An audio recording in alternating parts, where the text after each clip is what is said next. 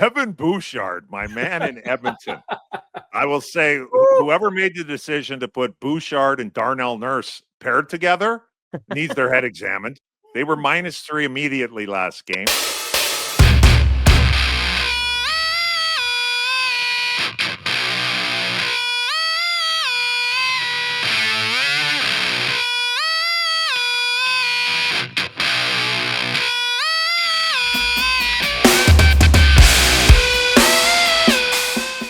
Welcome back to the Clearing the Crease podcast, powered by BODOG Playoff Edition. We're going each and every week. We are your line mates, Razor, Commie, Cball. He's the Stanley Cup winner, Mike Commodore. He is the Calder Trophy winner, Andrew Rakoff. And me, well, quite frankly, I'm just fun at parties. But here we go. Fast and Furious round one. The intensity goes absolutely bananas. It gets turned up to 11. And it's been just fascinating to see how we flip the switch from the regular season into the Stanley Cup playoffs. Let's start with a quick thought from you guys here. What stands out for you most as we get into these first few days of the Stanley Cup playoffs? Razor? Well, it's the West being as tight as we thought it was going to be. A couple of those series early on looked like they were going to run away, but as we always know, you have to let these series settle in just a little bit. Let it settle in. Don't make a big first impression on one game, even two games. And now we're 2-2 across the West. On the other side, the East was a little top heavy. I think we saw that. I think the one caveat is I thought Ottawa, going 3 overtimes in a row, I thought that one would be 2-2 at this point. Toronto's done well closing games out. But all in all, it's been a great first 4 games in these series, and we've got a lot more hockey to go here. Commie, we're right into your wheelhouse, right? You won a Stanley Cup. You've been to another Game 7 in Stanley Cup final with the Flames back in the day. What jumps out for you quickly? Yeah, I guess to touch on Razor's point, like the volatility, which, I shouldn't really be surprised at. I guess kind of none of us should be. Come on, you love chaos, don't you? No, I do. I love the chaos, but Winnipeg's up 2. It's like, uh-oh. And whoever gets up 2, it's like, oh boy, they're big trouble, but then come battling back. And it's easy. It just kind of reminds me, when we were running Carolina, our first series, we were at home playing Montreal, first round. We're down 2-0 going to Montreal. And I remember just everybody, we kind of got together a little bit and it's like, hey, there's no panic. And it's a cliche and I hate saying it, but it's like, you just keep things even keel. Like you win a big game, don't get me wrong, be excited, but it's not like you won the whole thing. And if you lose, and there's always the next game. So I think all this series have been great. They've been very physical too, which I've enjoyed watching. Yeah. And the amazing thing is we as media and even as fans, we pay no attention to that trying to stay level. Right, we are ramp we are it up, topsy-turvy. We're here, we are there. We're just follow Evan Bouchard, right? That's right. Get into that in just a quick moment. Let's start off here as we look at some of the playoffs. Let's start with long shots and the Toronto Maple Leafs. Man, they look like they are right now on a business trip as a team for the most part. And dare I say, for the first time in over 20 years, this is a team that is playing confident in the postseason, and they got a chance to close things out on Tuesday against the Ottawa Senators, up 3-1. They didn't get the sweep. Jake Sanderson with a big overtime winner in game number 4, but right now the Senators are plus 900 to jump back into this series. Commie, do you believe, or is this all about the Leafs right now and your boy Treliving getting things done here as the GM? Yeah, I don't want to go against my Sens, but I picked them in the first 3 games. I thought they would win one of the first 3. So I kind of went back. I was picking them. I'm like, they're going to win one of these, I think. I do think Toronto's going to win the series, but I'm like, they'll win one early. Unfortunately, it's nice that they won one. It's definitely not over. The games have been tight, but once you get down 3 Cobb and then win one, it's pretty obviously the stats, whether it's happened once or twice, whatever it is. So no, unfortunately for my Sens, I don't think they got it in them. Razor, what about you? The former Leaf great. Yes. Yeah, exactly. Yes. No, you just can't go down 3-0. You just can't. It was valiant to stay alive and not get knocked out at home. Have to imagine the Leafs just naturally, you take your foot off the gas just a little bit. They might have squeaked one out, but Yeah, at the end of the day, Ottawa didn't deserve to be down 3-0 either. They've now gone to 3 overtime games in a row. So you could have flipped this series very, very easily. It could be 3-1 the other way. Unfortunately, though, you go down 3-0. It's a huge hill. It just is. And it would be an ultimate Maple Leaf collapse of people. I mean, this forget about all the Bruins, forget about everything if they lose this one. But it's a place, you know, where the fact is you're not betting against Toronto at this point. Yeah. So, okay. I want your perspective on, from a Senator's standpoint, Linus Ullmark, right? You saw him for years in Boston. Obviously, they finally got their goalie in Ottawa. He buckles, I think, in games 1 and 2. He seems like he's really settled down the last couple of games. Is he Jekyll and Hyde? Is there a different Ullmark when we get into the playoffs? How do you assess how he's playing? Well, I think a lot of it this series has been a product of the circumstance in front of them. But the PK stunk for the first 2 games. They were 4 of 7. Ottawa power play for Toronto. Toronto had 1 power play goal against the Bruins in 7 games last season. They had 3 in the first game, 1 for 1 in the second. So that's not all on the goaltender. I think they would have loved to have gotten a save, especially even in game 3 in that overtime. Like, just find a way, games 2 or 3, 1-goal games, overtime, to get one more save. Linus didn't do it. Fortunately, he did do it in the 4th game. And if he can find a way to go steal one in Toronto, then it's like, oh, okay, now everybody gets tight. But that's kind of the product, the nature. If you give up 6 goals in a Battle of Ontario, it's the goalie's fault. There's no question about it. And Linus, I think, dealt with it pretty well. And again, if he can get one more win, then things really tip in his favor, and the series will look different, win or lose. Yeah, I want to move on to Montreal, but just quickly with the Senators, plus 900. I mean, 3 straight games in overtime. If you want to take a flyer, it pays off pretty well, right? They didn't pack it in. Credit to Travis Green and company. Yeah, they had that team ready to go, not mailing it in that 4th game and shutting it down. Let's go to Montreal. And for everybody that says that physicality is gone or a dying breed in hockey, Commie, hold my beer, says the Capitals and the Montreal Canadiens. Yeah, out of the one series that you know, I've been watching them all. The one series that I notice on TV, just watching it, I noticed it immediately, is how much bigger Washington is than Montreal. To me, it like jumps out. You know, you're seeing the Montreal guys around. It's like, man, every Washington guy looks bigger than any of the Montreal guys that are on the ice, which I'm sure is not the case for every guy, but for a lot of them. Yeah, I mean, Washington cranked it up. Look, Montreal was.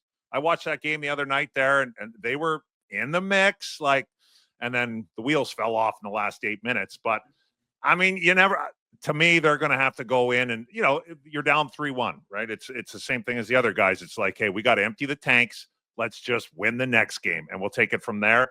But I think Montreal is a team that's going to need some power plays. They're going to need a little help in that way, which they might get from Washington, because Washington's pretty heavy around the puck. So, well, heavy in general with, you know, you got Tom Wilson and company running around there. So, but it's been fun to watch. It is amazing. Tom Wilson has become a bona fide Montreal all-time villain with what he has done with that massive hit Razor, Alex Carrier. I mean, you talk about changing that game in game number 4. Wow. Well, and you do, yeah, and you want to see them go back to Montreal again, just so they can really get the full Tom Wilson experience one more time. Well, did you see his empty netter celebration too? Like, just pointing to the crowd.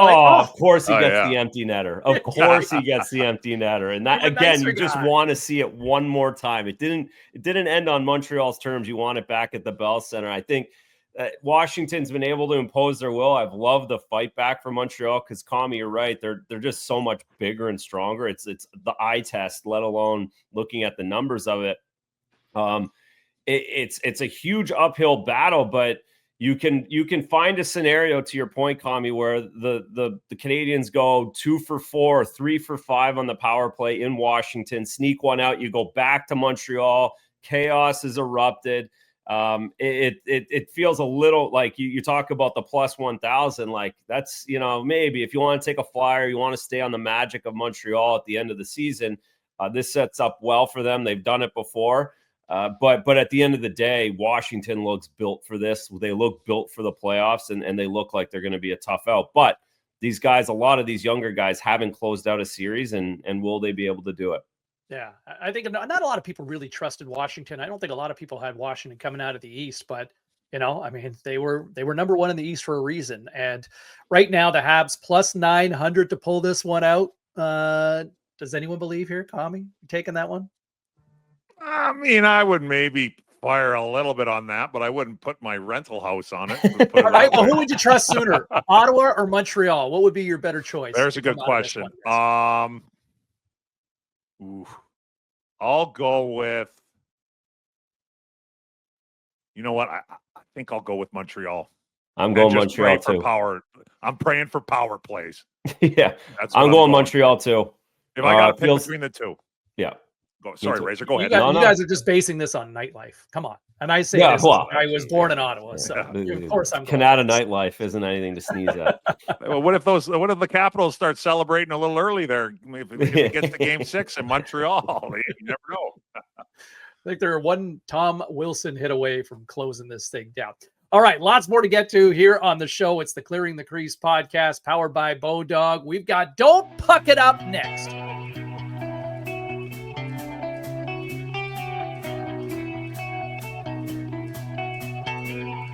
All right, Cball, Commie, Razor now bringing you Don't Puck It Up. It's kind of self-explanatory. All we did was replace the F with a P. Somebody's on a roll. Very team's clever. On a roll. Don't screw it up. Right, boys? Very, very clever. Don't screw it up. Yep. It's amazing. Like just how these brains work here with our team at BODOG. Okay. Don't puck it up. Razor, where are you starting? Winnipeg. Don't do this, Winnipeg. Don't do this, Connor Hellebuck. Don't go up 2-0. Don't fool everybody into thinking you've got this playoff thing sorted out. Go to St. Louis, get yanked in both games, give up 5 goals plus in both games, and look like you've never played defense again. So if I'm the Winnipeg Jets and I'm the fan base, boy, oh boy, am I tight coming home. Look out if St. Louis gets an early one in Game 5.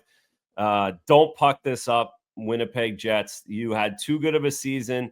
You had too many issues last season, but had all the reasons not to have them this year and look like you'd overcome them in the first 2 games. And now you're here. So don't lose this best of 3 series with home ice against the St. Louis Blues. Okay, let me follow up with you on this because we were talking about Allmark earlier with the Senators, but Connor Hellebuck, I think easily the best goalie in the league this year. The numbers were unbelievable, but here's a guy during the regular season in his career, a .922 save percentage, a goals against average of basically 2.29. And then when you get to the playoffs, Connor Hellebuck goes to an .866 career playoffs save percentage and a goals against average that's 2 pucks higher at 4.27. It's nuts. Is this all on just funky goals, or is there a mental game here? Well, it's a mental game. It's a full-on mental gymnastics Olympics, final run for him at this point. But it's also, of course, there's always circumstance in front of a goaltender. It can't all be goaltender. It just can't. And I think Winnipeg runs into issues around the net. You see the goals that St. Louis has scored over the last 2 games are very similar to how Colorado got pucks to the net, lots of wristers, lots of traffic, lots of bodies. And for whatever reason, well, we know it doesn't translate that way from regular season to playoffs. It's just different. Guys, everybody's going to the net in the playoffs. Not everybody's going to the net on Tuesday night in Winnipeg in January. They're just not. So that changes the mentality. And for whatever reason, Winnipeg hasn't been able, the Jets team, this Jets core, the Jets back end, hasn't been able to defend well. Connor Hellebuck hasn't been able to find pucks through it. And until they get through this series, and until they win 2 more games in this series, I'm gonna question it. I was good after 2 games. I thought, okay, they've finally got it and figured this out. And now I am a nervous wreck for them. Commie, let me throw this at you for a second. I know you're not the biggest Scott Arniel guy, but in a bigger picture, you've had some deep runs, obviously culminating with hoisting the Stanley Cup. But have you ever had that teammate? And I'm not asking you to name names or out guys to make them, but at the same time, have you had those guys that you've played with where you just see they just play tight, the tight of the moment? Yeah. I've seen hopefully, yes, I have. The long answer or short answer is yes, I definitely have. And I think that's kind of, at least between the years, I think the biggest thing with playoff hockey is like, yeah, these are big games. Like, don't get me wrong. But if you're out there, it's okay to be a little nervous, I think. Yeah, but if I you're agree. out there like scared to make a mistake and like you said, tight, like that's when you start running into problems. It's like, hey, look, at the end of the day, this is a big game, but you know, you're on this team for a reason. Your team is here for a reason. You guys earned your way here. Like, just go play. So like, it's good to be nervous and fired up, and you should have some emotion, but you can't be out there playing scared. And I don't know if that's the case with him. That might be a little too harsh. Scared is a little bit of a harsh word too. Tight is a little milder. But yeah, that to me, yeah, you can definitely tell, like, you know, when I used to play, if a guy's a little nervous, you know, fumbling the puck around a little bit, or the passes are a little off, or, you know, maybe a little quick off the ice, which quick shifts are fine. I'm not ripping on those. That's good. But you're just a little bit different. Yeah, totally. I mean, home ice has been everything in this series. And, you know, in fairness, I don't think anybody thought that this was going to be an easy series, right? What a test for Winnipeg. With the Blues were probably the best team in hockey, the final, 15 games of the season, right? They went on a massive heater. They haven't lost a home game, I think, since like 1984. It's been unbelievable that they've been doing it. But this is a real, like, I think it's now starting to get between the ears for the Winnipeg Jets. Okay, Commie, don't puck it up. Who's in your crosshairs? Don't puck it up. Evan Bouchard, my man in Edmonton. I will say, whoever made the decision to put Bouchard and Darnell Nurse paired together needs their head examined. They were -3 immediately last game. Evan Bouchard look, don't get me wrong. He's putting up points. He's at a phenomenal pace in the playoffs. He's good with the puck offensively. He can run the power play. He's got a great shot and all that, Bouch bomb and all that stuff. Every once in a while, well, it's more than every once in a while, a decent amount of time, he is captain casual, where he's out there and he turned the puck over or kind of float around a little bit. Now, last night, you see him -3, comes out, scores 2 goals in the third period, tie it up. Everybody's all fired up. Obviously, a big turnover by LA. That puck has to get out for sure, but Bouchard takes a chance. You know, you had to know he was going to take a chance. He would take that chance if the game's tied. So makes a nice play, puts it under the bar. But don't puck it up, Evan. I like all these points and everything, but let's, you know, defense still has a very major say in titles, I think. So let's maybe see if we can turn that up a little bit. That guy is like, he is the Forrest Gump of the National Hockey League right now. He's a box of chocolates. You never know what you're going to get, right? I mean, 1 minute he's serving them up at the one end. He's a hero, a rock star. The next minute I can't think of anybody who's had more of an up and down like that in a series. Maybe Roberto Luongo in the Cup final with Boston going back to 2011. That's almost 15 years ago, but it's crazy. Let me throw my don't puck it up right now, and that's to the Colorado Avalanche. Your captain, Gabriel Landeskog, has beat the crap out of his body, pushed himself for 3 freaking years to come back. It's an incredible story. He scores his first goal since the 2022 Stanley Cup playoffs. First goal in 3 years, over 1,000 days. And you're deadlocked right now, 2-2. Now that's a good team. But your captain that's an inspirational story. Like, you make movies out of that shit. Don't puck it up, Colorado. I know you're against a good team, but don't puck it up. Simply put. All right, you ready to pick some winners? You guys are going head to head next, right here on the Clearing the Crease podcast.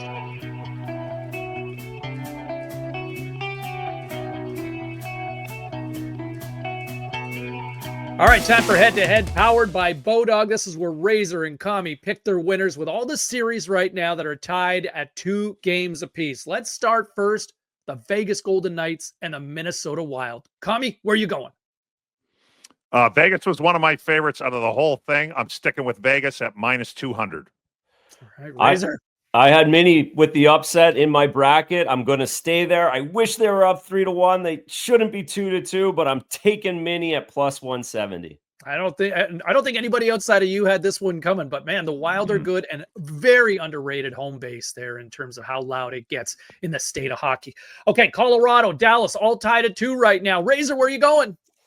I'm going Dallas. I'm going to stick with their home ice, even though they've only led the series or led games like 60 seconds of the entire thing. Colorado's been the better team. I think Dallas does pull it out with their home ice advantage. I'm with Razor on that one. Going Dallas. Colorado's been better, but I'm sticking with Dallas. I'm friends with their owner, and I don't want him to be upset anymore because he'll be rattled. Let's go Dallas. Plus Business 150. call. Dallas is my right. dark horse and my Business favorite call. for the better part of the Stars. last 5 years. I got the Avs in this one. I wish Miro Heiskanen was in this series. Man, it'd be so much different, I think, for the Stars. All right, Edmonton, LA. It's now a pick'em, guys. Commie, you want to start with this one?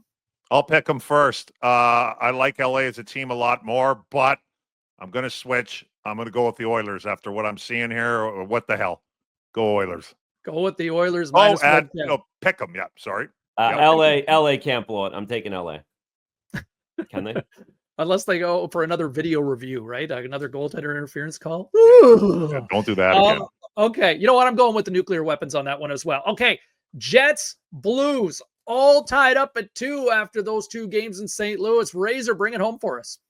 I'm taking the Blues. I don't trust the Jets anymore. I trust them after 2 games. I'm taking the Blues to come all the way back.